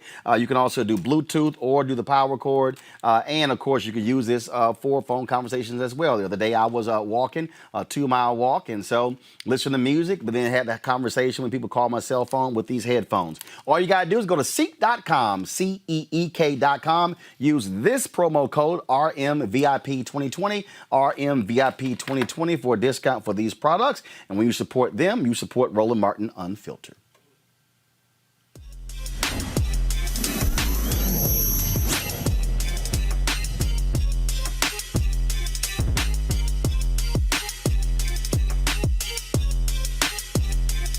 All right, folks, Black Girl Code has 7 established institutions and is operated in 7 states in the United States, as well as Johannesburg, South Africa. They've reached more than 3,000 students and plan to expand to 8 more cities in the United States. Joining us right now is the founder and CEO of Black Girls Code, Kimberly Bryant. Kimberly, how you doing? I'm doing great, Roland. For having me. So in terms of this expansion, I mean, what has it been like to see these young sisters? And is it just young sisters who are getting into coding? Yeah, we're actually in 15 cities. I think you got a little late on that. All right, I'll tell my producers that, but go ahead. Y'all in 15 cities. All right, go ahead. We're in 15 cities, and we've reached probably about 18,000 students so far. But we start with girls as young as 6 years old. We go all the way up to the time they graduate from high school. But now we're even starting to work with them as college students. So we're working with alumni now and getting them into these jobs in the tech industry after they graduate from college. And so, what are you actually doing with them? What are you teaching them? I mean, what is it? I mean, what kind of program? How many days? How long is it? Is it months? Is it a whole year deal? Explain to folks exactly what the process is. Yeah, of course. So Black Girls Code really is an after-school program or after-school coding program. So we do our events on weekends. We do our events in summer. Now it's like our traditional summer camp where we will run camps usually across the U.S. This year was virtual from around the middle of June to now the second week in August. That's a day-long camp. But during the year, we run programs in all of these chapters. From January to December, the events rotate in the various cities, and they're primarily on the weekends. Now, we do some things during the school day or after school. We do field trips, but we are teaching them in these workshops everything from virtual reality, like with the virtual goggles that you just shared. We teach virtual reality and how to build these virtual environments. We teach artificial intelligence. We teach web design. We teach game development, robotics. We are also doing blockchain and teaching the girls about cryptocurrency. So we really try to teach everything from soup to nuts that has to do with the tech industry and really give these young women the skills they need to be the tech innovators of tomorrow. What is it? I mean, how has it been just watching their matriculation, watching them grow? Reverend Jackson and Rainbow Push, they had this tech deal. I videotaped it about 2 or 3 years ago, and man, it was just the noise level and just, I mean, all these young folks, all these young Black boys and girls were just so excited because they were just really into it and learning, and people were saying, hold up, these Black kids can do this? Yeah, if you give them a shot. Absolutely. I think one of the things that I find the most joy is seeing these students, some boys, but mostly girls that we have worked with, really looking at issues from a lens that it's based on their life experience, and then using technology as a tool to create a solution. Like we just posted an article up on our Twitter about a student who probably is only about 13, but created this social justice app based on the skills that she's learned within Black Girls Code, but reflective of the things she's seeing around her right now. And that's the kind of empowerment we're doing with these students, is giving them these skills that they're excited to use to create something that creates some real change in the world. Questions from my panel. I'll start with Kelly.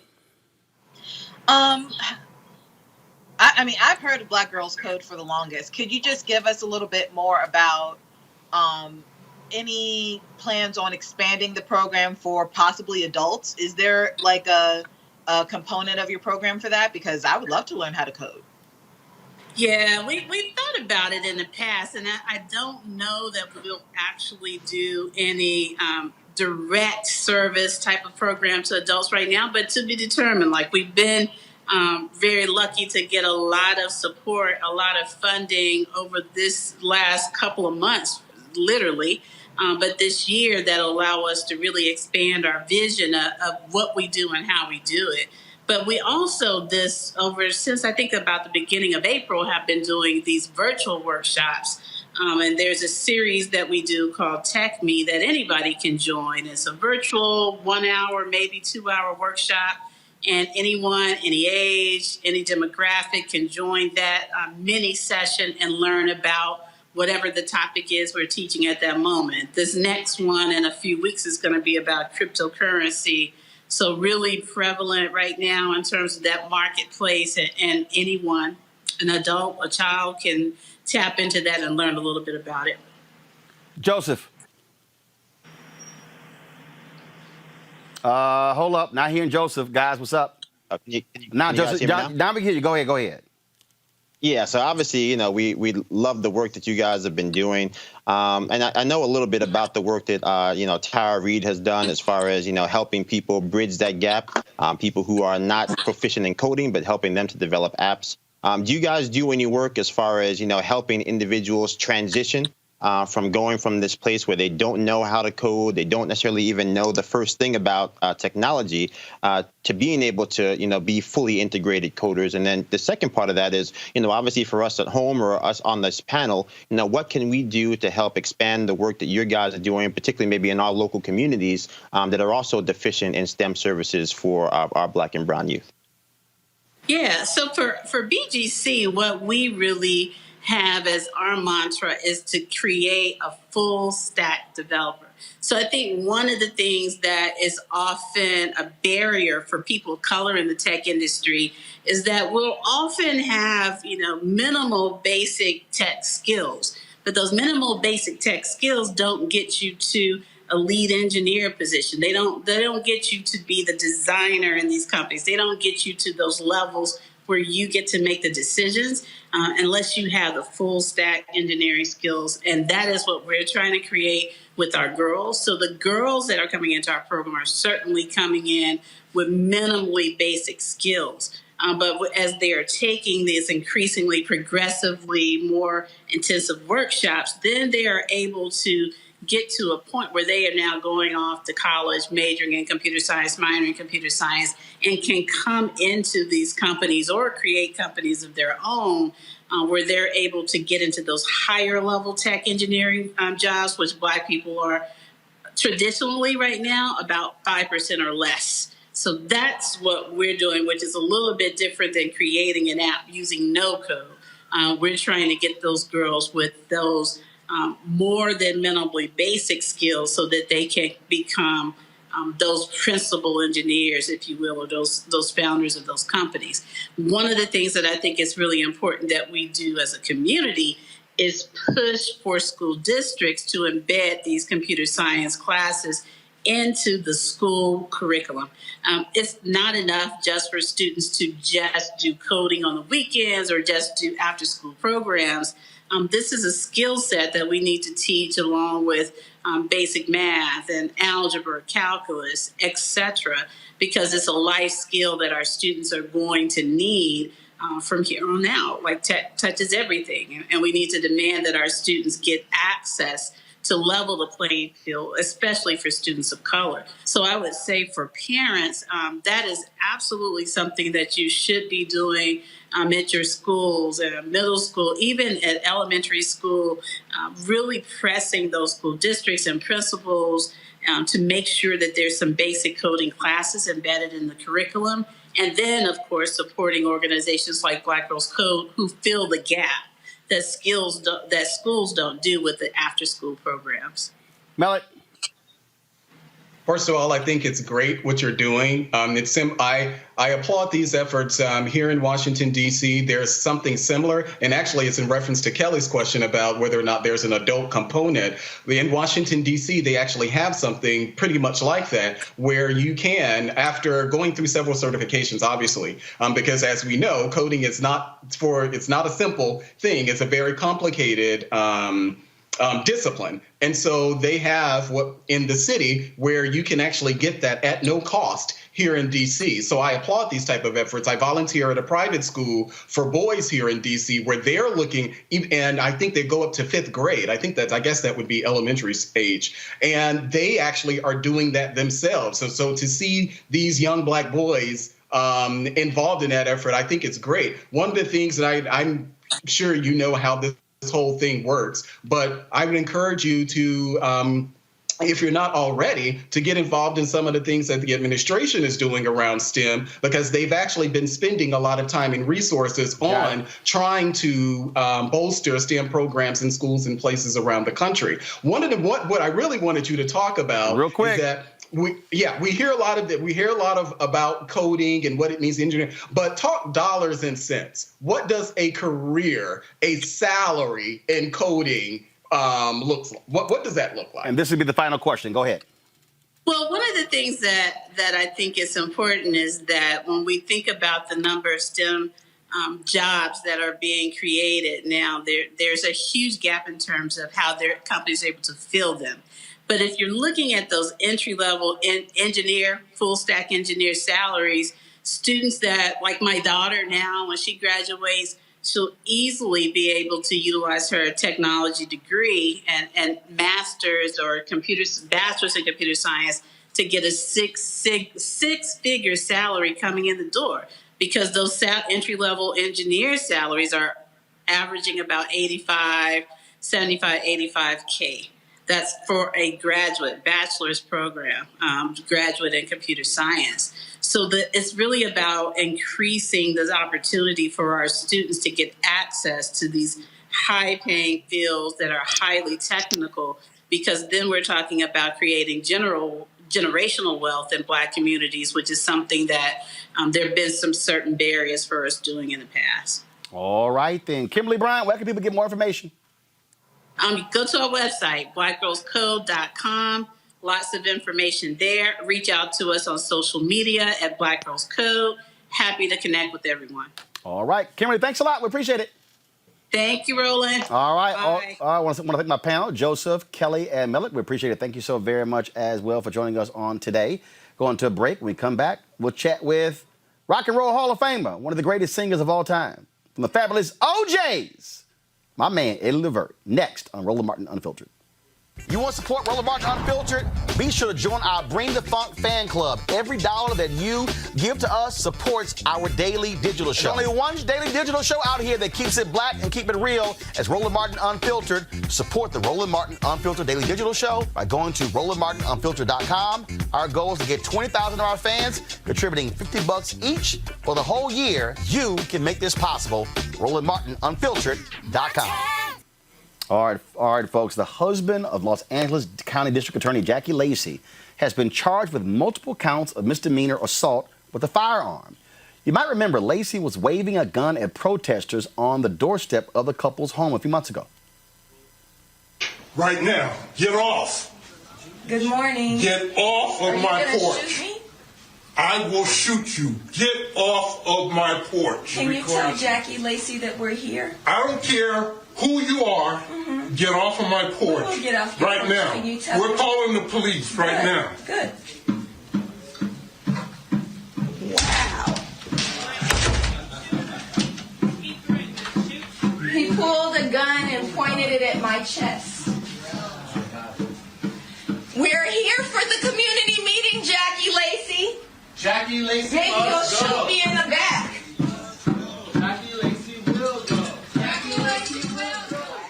Jackie Lacey promised to have a community meeting with Black Lives Matter. She never did. She's running for re-election. And I can tell you right now that there are other black Ds across the country. Ain't no love for Jackie Lacey. And so we certainly will see. Of course, David Lacey was under investigation for several months after the video of him surfaced on March 2nd. An arraignment is scheduled for August 13th, 2020. Lacey is not currently in police custody. Prosecution will be carried out by the California Department of Justice to avoid any conflict of interest. All right, folks, he is my homeboy, my man, Eddie Levert. We know his singing. We know, man, just all the great things the OJs do. And y'all, it's so funny, too, because so here's what happened. So Eddie hits me up. First of all, Eddie hits me up, and he's sitting here going, man, when am I coming on the show? When you going to have me on the show? And then he don't want to talk music. I'm like, what you want to talk about? I want to come on and talk shit about Trump. So, welcome to the show, Eddie Levert. What's up? What's up, guy? What's going on, man? You know, Malik is waiting outside in the alley. Nah, I'm good. I ain't worried. You know, I ain't fazed by nobody. So you want to come at me, you can try to come at me. I'm trying to find something, y'all. So I posted some videos, y'all, on my Instagram page promoting Eddie coming out. I have, of course, I've been to many OJ's concerts. I've shot all kind of video, Jeffrey Osborne golf tournament, all that good stuff. And so Eddie is always doing his thing. But Eddie, you want to come on, want to talk about politics, and y'all get us. I want to talk about what's going on in my in my black neighborhood. Go. You know, it's like I don't know where we're going. I don't know to the point of why don't we want to own and have our own direction? Why is it that we're always voting for whoever they put in front of us? Why aren't we voting for our people and voting for our community? I think that one of the worst mistakes we ever made was when we went with integration. I think that's when we lost our culture. That's when we lost our neighborhood. That's when we lost the neighborhood banks. That's when we lost the stores that we owned. And so now we're in a position that we have nothing that we can offer in order for them to let up off our necks, as they want to say, but because systemic racism has a fallout result, which results in why these kids are shooting each other in Chicago, why these kids are killing each other in New York, why these kids, because of once they get a felony, they're done in the system. They can't get out from under that because they can't get a job or nothing. So consequently, because of that systemic racism, they're in a position that they have to do whatever they can. Well, you're absolutely right. That's why, of course, this is some video, folks, of Eddie and the OJs performing on the Tom Joyner cruise.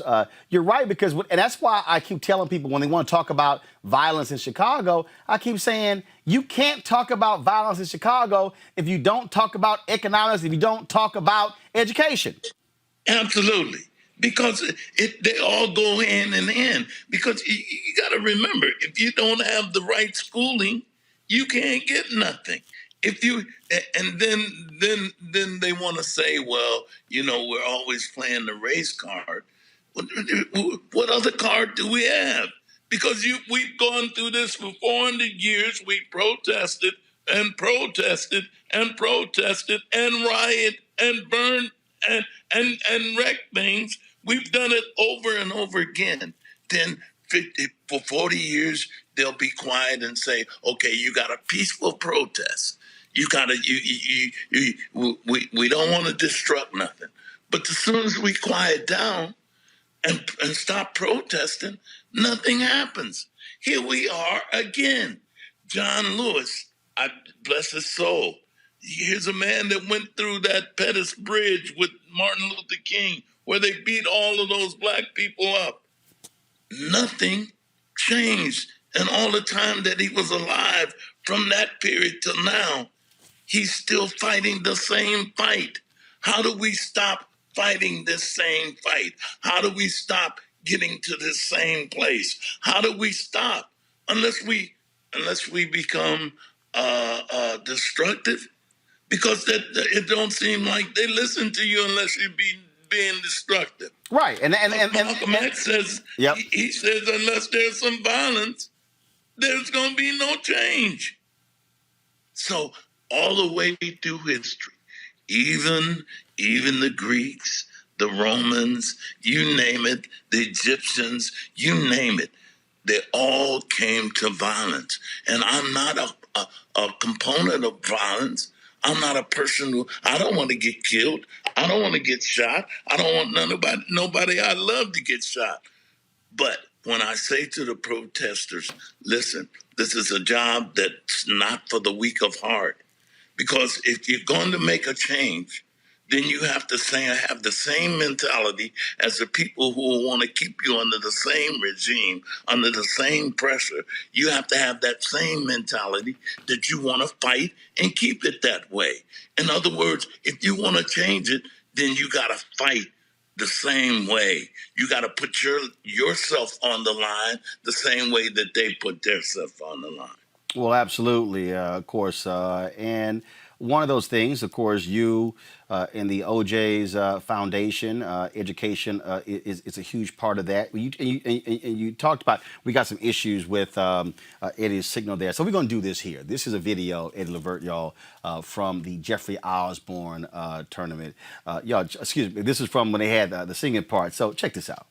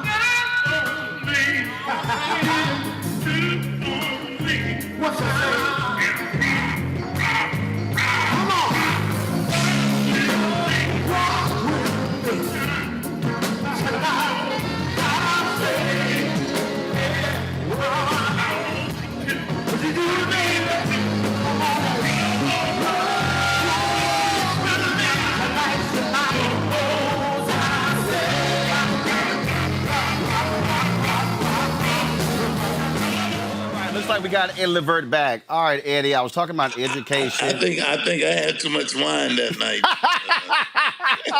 Oh, well, y'all were doing it. Freddie and Jeffrey and John B. and Johnny Gill. Well, you gotta say that, Jeffrey's thing is a great event where he raises a lot of money for the people in his area. And I think it's a great event, and I'm glad that I've been a part of it. And I just can't wait until we get back there, Roland. Oh, you know that, man. You know that. We always love doing that thing. And you're right. His tournament supports a lot of education, arts initiatives there in Rhode Island. Y'all Foundation did the exact same there. But see, here's the thing about the education piece. That what people don't understand is that a black college graduate makes, on average, less money than a white high school dropout. See, so they tell us, get an education, but you still are dealing with systemic racism when we go get an education, have more student loan debt, and then are making less than a white college dropout. I'm sitting here, I go to school, get a 4-year degree, bust my butt in journalism. Chuck Todd, host of Meet the Press, don't even have a college degree. You got to remember this, and I just went through here you go. You got to be a relative. You got to be a cousin. You got to have a great resume. You can have all of those things, but if the guy's cousin or his brother wants the job, you're out, and it doesn't matter whether he's white or black. It's still racism. No matter whose cousin it is, no matter who they are, it's still racism in some kind of form. But that's what goes on through this life. That's why I have this thing that when I do my live Instagram, and I say, are you ready for a world that you don't have to compete like that? Are you ready for a world where you don't have to go through the toil and strife?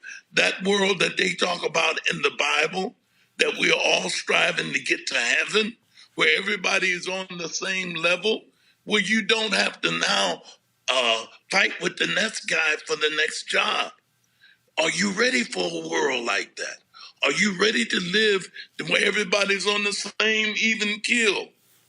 How many people are ready to live like that and don't want to strive and don't want to be the best of whatever they're trying to do? You put out a song that was specifically aimed at Donald Trump. You didn't mince any words in it. Yeah. If we're talking about above the law, because the things that he's doing, that it just seems like they think that they're above the law. The Roger Stone, all the people that have committed crimes and went to jail, and those that didn't. But he feels like he can do this. And the people that follow him, they're okaying this. They're okaying this because they hate a certain colored people. They're okaying this because they want it to be the same way it was back in the Civil War days. They want to keep this like this. And I wonder, what did we ever do to them? What have we done to them? We're killing ourselves more than we're killing them. We're messing up our neighborhoods more than we're killing them. What have we done to them that they have to hate us so much? It only can mean that maybe there's some secret that they're hiding, that we are greater than what they want to say that we are, and they don't want us to know it. Ownership. We've talked about that. You and I were talking. I was talking about this show. You had asked me a question last night about me not being on a larger platform, one of these other networks, and I said, you know what? I want to own my shit. I want to own my content, just like singers. I want to own my masters.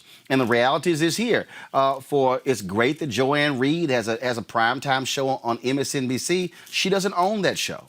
She doesn't own the content. Don Lemon doesn't own his show. He doesn't own the content. And so sure, they might give you a great check, but you don't own it. And so therefore, they can't just decide, I'm going to put Eddie Levert on. They have to ask somebody else's permission to put you on. I don't have to. I ask my damn self.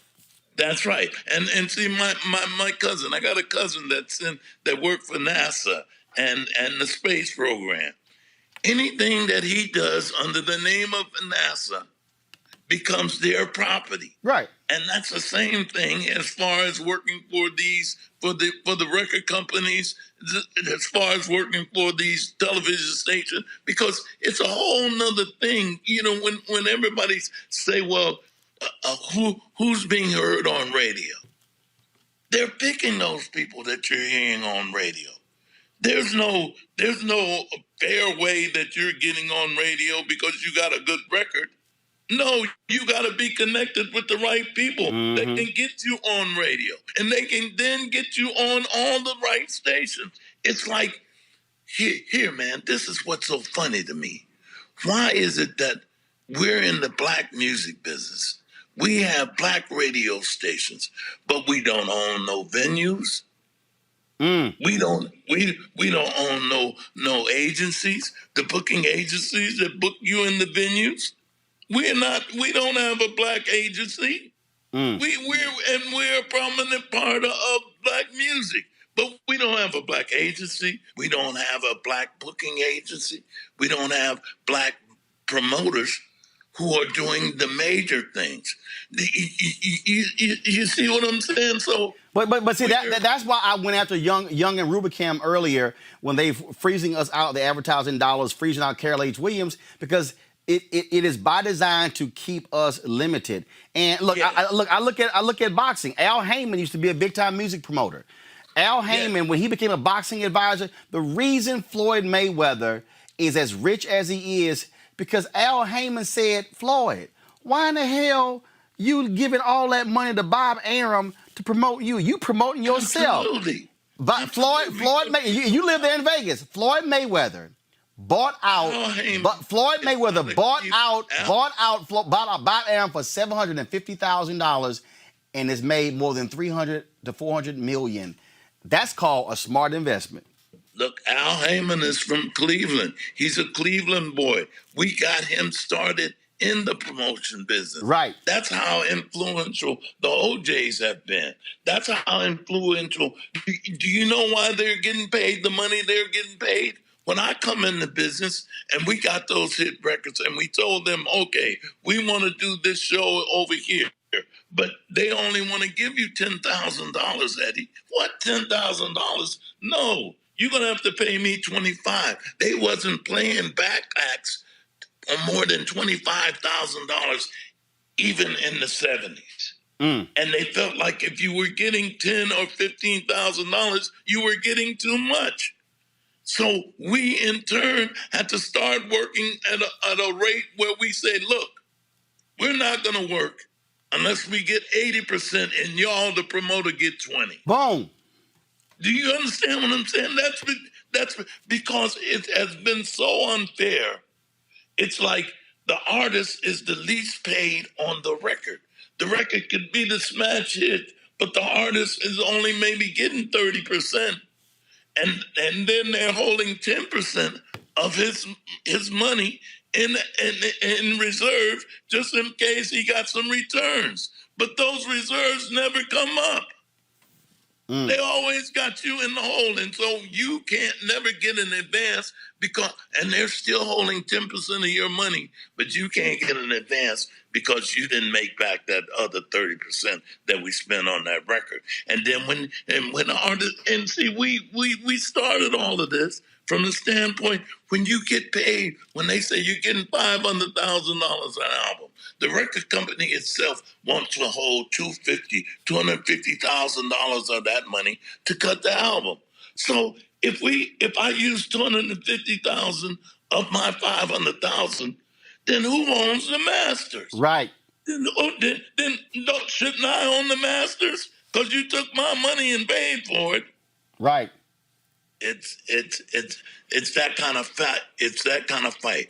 The white boys get those kind of deals that they're in on everything. You know, even when they go and do concerts, we're in on the concerts, we're in on the parking, we're in on everything.